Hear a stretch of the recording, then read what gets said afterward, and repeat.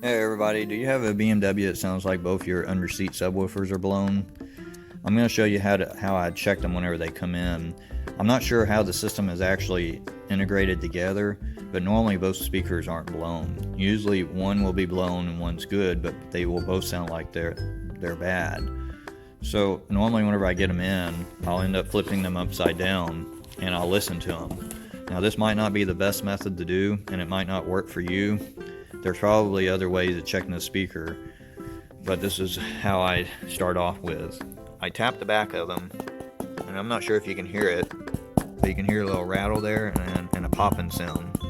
And I go to the good speaker, and it's a different tone, and there's no rattling.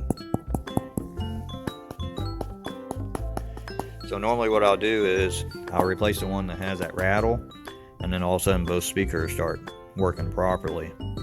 Now, I've seen people start with the side that is good, and then they think that their stereo's bad or their amp's bad, and so they give up. So you might want to check the opposite side and go ahead and replace that speaker also, or check them how I showed you here and see if it fixes a problem. Hopefully I helped you out today. Anyway guys, thanks for watching my video. If you haven't already, hit that subscribe button, like it, share it, and I will see you in the next video. Thanks for watching.